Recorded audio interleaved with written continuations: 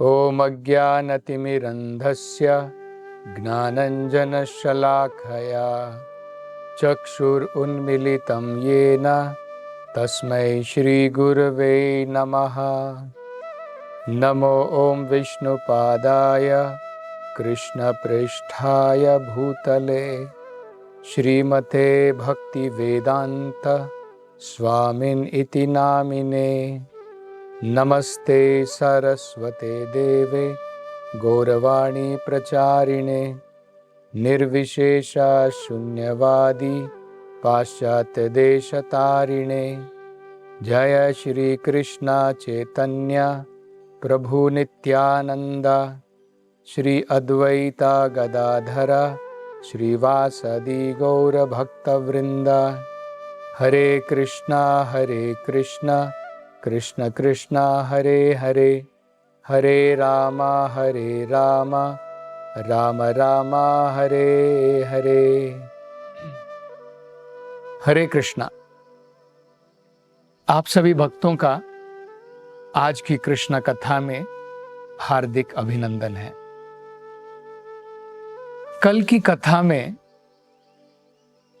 हमने देखा किस प्रकार भगवान कृष्ण ने अघासुर का वध किया। अघासुर का वध करने के पश्चात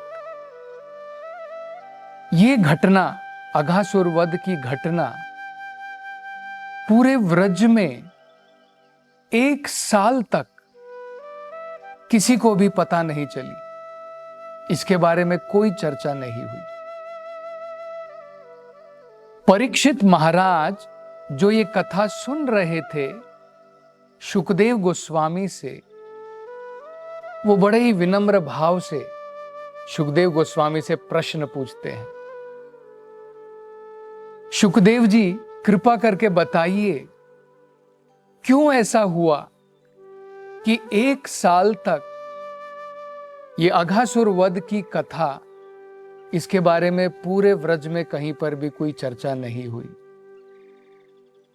तो इसके उत्तर में श्रीला शुकदेव गोस्वामी बड़े ही प्रोत्साहित हुए उनके प्रश्न को सुन करके, और उन्होंने कहा, परीक्षित, तुम्हारे प्रश्नों के द्वारा तुम इस कथा को और अधिक रोमांचक बना रहे हो, और जितने तुम प्रश्न पूछ रहे हो उसके द्वारा भगवान की कथा और अत्यधिक ताजा हो जाती है,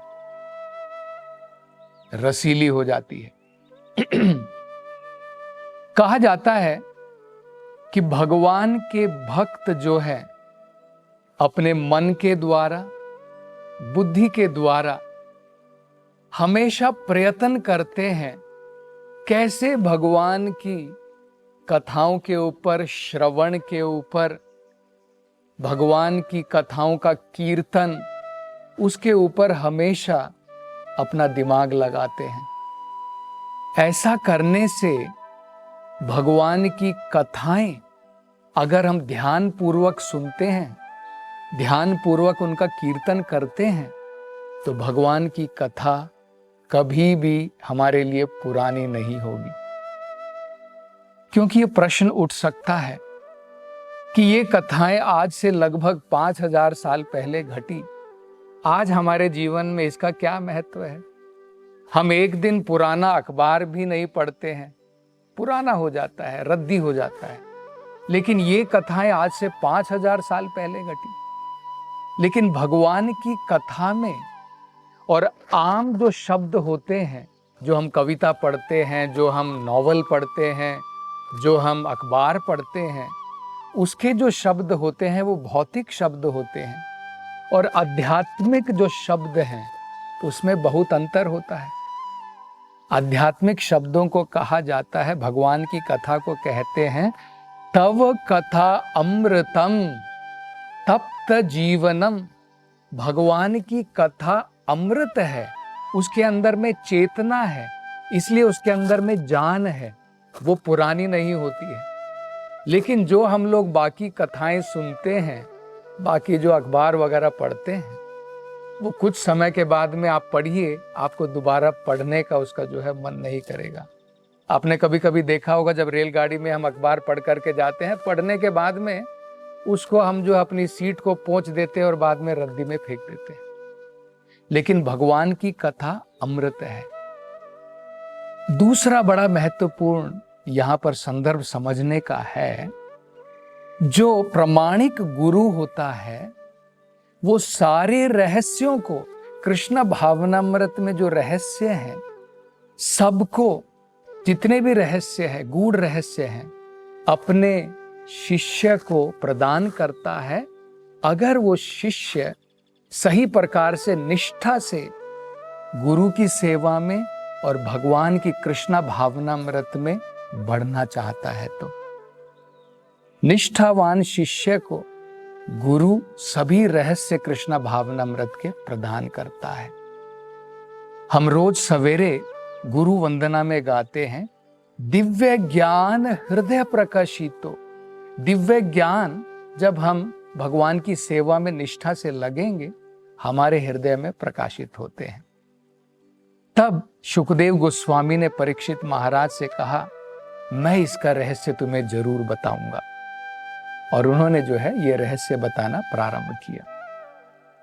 तो उन्होंने बताया किस प्रकार अघासुर का वध करने के पश्चात, क्योंकि उस दिन सारे ग्वाल बाले भगवान कृष्ण के साथ में वहां पर पिकनिक मनाने आए थे, और उस दिन जो है बलराम जयंती थी, मतलब बलराम जी का जन्म उसी दिन हुआ था। तो बलराम जी वहां पर नहीं आए थे। बलराम जी का घर में जो भी कार्यक्रम चल रहा था, कृष्ण जो है अपने बाकी ग्वाल बालों के साथ में यमुना नदी के तट पर वहां पर पिकनिक के लिए आए थे। तो अघासुर वध के पश्चात में भगवान कृष्ण सभी ग्वाल बालों को यमुना नदी का तट दिखाते हैं, एक जगह दिखाते हैं और कहते हैं, देखो ये जगह कितनी मनोहर है, कितनी सुंदर है। यहाँ पर अगर हम लोग देखें तो किस प्रकार से बत्तख जो है पानी के अंदर में सुंदरता से तैर रहे हैं, चिड़िया मधुर आवाज के साथ में चहचहा रही है, मोर यहाँ पर नाच रहे हैं, पूरे पानी के अंदर में सुगंधित कमल के फूल खिले हुए हैं। क्यों ना हम अपना जो भोजन लाए हैं यहीं पर बैठ कर के साथ में खाएं। तो सभी बालकों ने भी ये मनोहर जगह देखी और तुरंत उन्होंने कहा कि हाँ, यहीं पर हम लोग बैठ करके अपना भोजन खाएंगे। तो घर से वो अपना सब ग्वाल वाले जो है डब्बा लेकर के आए थे खाने का। तो कृष्ण को उन्होंने बीच में बैठा दिया और चारों तरफ से भगवान कृष्ण को घेर करके सारे ग्वाल वाले जो है वहां पर बैठ गए, और अपनी जो गायें थी, अपने बछड़े थे, बछड़ों को जो है वहीं पास पर छोड़ दिया, और वो हरी घास खाने में जो है मग्न थी, और वहीं पर यमुना जी का पानी भी पी रही थी। तो भागवत में बड़ा सुंदर इसका वर्णन दिया है, किस प्रकार से जो घर से जो डब्बे लेकर के आए थे उसके ऊपर में उन्होंने अपना सारा जो भोजन था वो परोसा, और इसके साथ साथ में जो पेड़ के पत्ते होते हैं, बड़े बड़े पेड़ के पत्ते होते हैं, उनको भी इकट्ठा किया, उनके ऊपर भी अपना भोजन जो है परोसा, और जो पेड़ों की छाल होती है उसका भी उन्होंने जो है प्रयोग किया। और भगवान कृष्ण बीच में बैठे थे और सारे बालक जो है चारों तरफ से भगवान को घेरे हुए थे, और सब अपना अपना भोजन जब कर रहे थे, भगवान के मुख को देख करके अपना भोजन कर रहे थे। भागवत में बड़ा सुंदर वर्णन किया है किस प्रकार से भगवान की सभी जितने भी ग्वाल बाले थे उनके साथ में अलग अलग संबंध थे। जैसे हम अपने अलग अलग दोस्त होते हैं, अलग अलग दोस्तों के साथ में अलग अलग संबंध होते हैं, तो भगवान अलग अलग संबंधों में सबके साथ में प्रतिक्रिया कर रहे थे। किसी के साथ में हंसी मजाक कर रहे थे, किसी के साथ में कुछ दूसरा आदान प्रदान कर रहे थे। तो इस प्रकार से सभी ग्वाल वाले भगवान के साथ में जो है भोजन कर रहे थे। तो इस वर्णन को करते हुए भागवतम में बताया है, ऐसा प्रतीत होता था मानो भगवान बीच में बैठे हैं और चारों तरफ कमल की पंखुड़ियां हैं, ये सारे ग्वाल बाले जैसे कमल की पंखुड़ियां हैं और भगवान जो है कमल के फूल का वो बीज का हिस्सा है, ऐसा प्रतीत होता था। और सारे देवता गण भी जो है इस मनोहर दृश्य को देख रहे थे और वो भी सोच रहे थे कि कितने भाग्यवान हैं ये सारे के सारे ग्वाल बाले, क्योंकि भगवान कृष्ण जो हैं, जो यज्ञों के द्वारा बड़े बड़े ऋषिगण देवतागण वो क्या करते हैं, यज्ञों के द्वारा भगवान को जो है उस यज्ञ में भोग लगाया जाता है। जो भगवान यज्ञों के द्वारा भोग खाते हैं, आज ये भगवान इन ग्वाल बालों के साथ में मिल करके यहाँ पर जो है भोजन खा रहे हैं। तो भगवान के उल्टे हाथ में जो है, उनके हाथ में दही से बना हुआ, माखन से बना हुआ और उसमें चावल थे। तो बड़ा ही यशोदा माई ने जो एक सुंदर जो है भोजन बना करके भेजा था, कृष्ण भगवान अपने उल्टे हाथ में उसको लेकर के जो है बैठे हुए थे। तभी क्या हुआ, इन ग्वाल बालों ने देखा कि गाय के जो बछड़े थे जो यहाँ पर अभी घास चर रहे थे, धीरे धीरे धीरे जो है दूर चले गए। और क्योंकि दूर पर अभी बहुत हरी भरी घास थी, उसको देख करके जो गहन जो बिल्कुल जंगल था, उस जंगल के अंदर तक चले गए थे और अब दिखाई नहीं दे रहे थे। तो घबरा गए, डर गए। डर के मारे जोर से उन्होंने कहा, कृष्णा कृष्णा। भगवान के नाम से भय भी घबराता है, भगवान के नाम से। तो जब उन्होंने भगवान का नाम पुकारा, कृष्ण कृष्ण कहा, उनकी सारी चिंताएं, उनका सारा भय तुरंत जो है दूर हो गया। और कृष्ण जो है अपने ग्वाल बालों को इस प्रकार से चिंतित नहीं देखना चाहते थे। उन्होंने कहा, तुम चिंता मत करो, तुम्हें कहीं पर भी जाने की जरूरत नहीं है। हमारे बछड़े यहीं पर नजदीक कहीं पर जो है जंगल के अंदर में घुस गए होंगे, मैं उनको जाकर के लेकर के आता हूं, तुम निश्चिंत रहो और अपना भोजन करते रहो। तो कृष्ण भगवान स्वयं जो है उन बछड़ों को ढूंढने के लिए निकल दिए। तो कृष्ण वहां पर गए, उन्होंने पूरी की पूरी उस जंगल को, उस वन को छान मारा, लेकिन कहीं पर भी उनके बछड़े दिखाई नहीं दिए। और फिर उन्होंने सोचा कि चलो वापस चल करके देखता हूं। तो जब कृष्ण भगवान वापस आए यमुना तट के किनारे पर, जहां पर सारे ग्वाल बाले भी बैठे हुए थे और अपना भोजन कर रहे थे, भगवान ने आश्चर्य से देखा वहां पर भगवान के ग्वाल बाले भी नहीं थे। तो भगवान सोचने लगे, ये क्या हुआ, हमारे जितने भी बछड़े थे वो भी सब गायब हो गए और मेरे वापस आने तक सारे ग्वाल बाले भी गायब हो गए। एक्चुअली सही आम तौर पर हम लोग सोचते हैं इस प्रकार से और हम लोग उलझन में पड़ जाते हैं, लेकिन भगवान के लिए ये कुछ भी जो है रहस्य नहीं है। भगवान सब जानते हैं, भगवान सबके हृदय में विराजमान है। तो उनको ज्ञान था कि ये करनी जो है ब्रह्मा जी की है। ब्रह्मा जी, क्या हुआ था, जब अघासुर का वध हुआ था, अघासुर वध के लिए सारे देवता भी बड़े चिंतित थे और वो प्रतीक्षा में लगे थे कि कब अघासुर का वध होगा। और जब अघासुर का वध हुआ, सारे देवताओं ने ऊपर से जो है नगाड़े बजाए और ढोल बजाए और उसके साथ में जो है भगवान का स्वागत किया। तो ये देख करके ब्रह्मा जी भी देखने के लिए गए कि क्या हुआ है। तो जब ब्रह्मा जी ने भगवान की इस प्रकार की लीला देखी कि भगवान एक ग्वाल बाले के रूप में है और भगवान ने अघासुर का वध किया है, तो भगवान की और अत्यधिक मनोहर लीला देखने के लिए उन्होंने ये चाल चली। वो देखना चाहते थे कि भगवान की इतनी मनोहर लीला चल रही है, उसको और गाढ़ा करना चाहते थे। इसलिए उन्होंने क्या किया, भगवान की बछड़ों को और भगवान के जो ग्वाल बाले थे सबको चुरा लिया। चुरा करके ब्रह्मा जी ने क्या किया, उनको एक जो पहाड़ होता है उसकी गुफा के अंदर में जा करके छिपा दिया और अपनी माया शक्ति के द्वारा उनको सबको जो है बेहोश कर दिया। और यहाँ पर जब भगवान वापस अपने ग्वाल बालों के लिए आए, बछड़ों को भी लेकर के गए थे, अब ग्वाल बालों को भी ले लिया। तो इस प्रकार से ब्रह्मा ने किया। तो भगवान कृष्ण की जो है तुरंत ये समझ में आ गया। तो भगवान ने क्या किया, भगवान सोचने लगे कि अब मुझे दो कार्य करने हैं।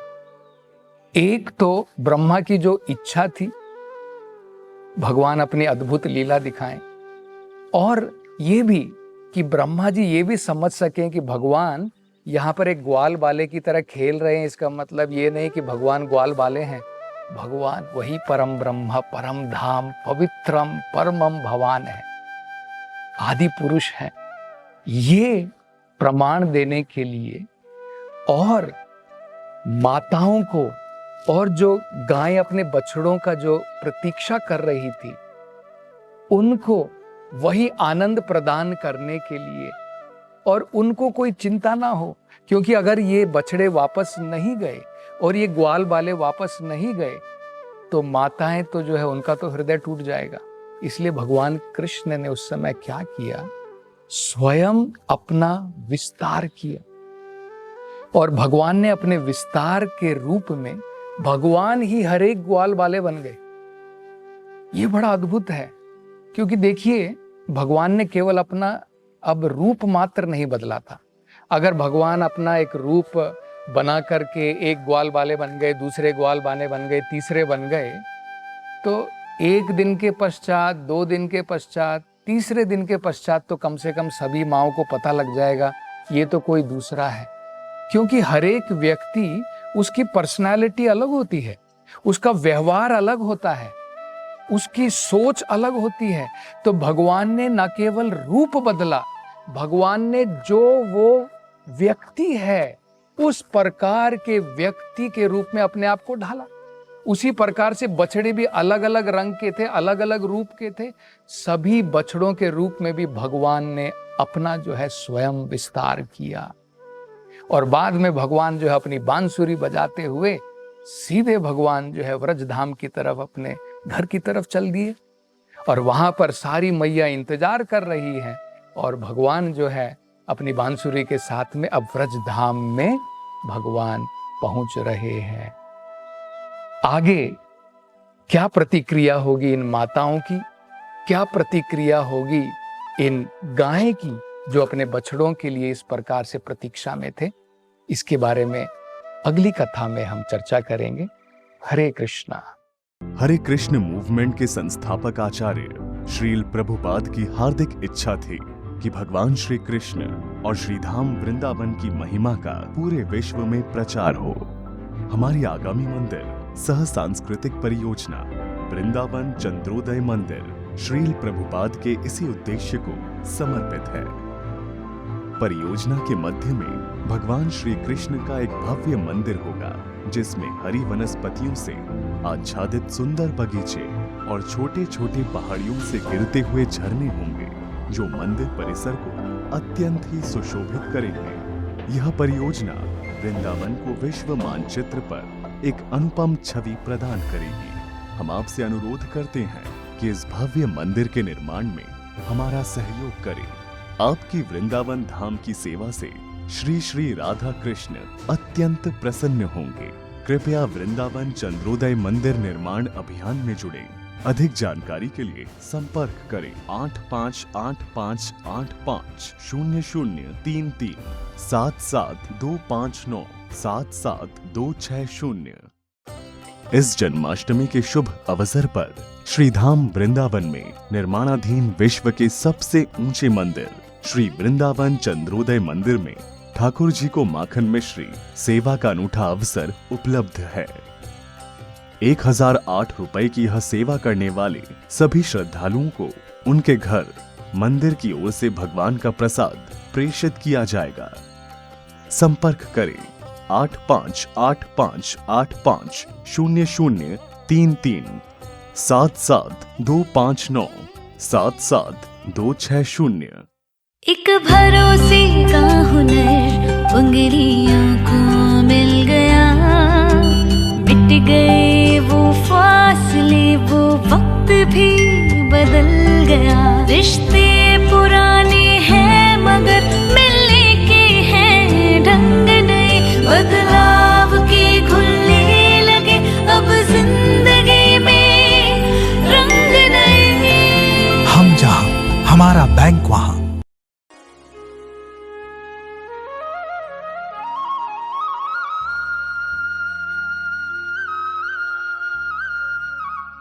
हल्दीराम परिवार की ओर से आप सभी को जन्माष्टमी की हार्दिक शुभकामनाएं।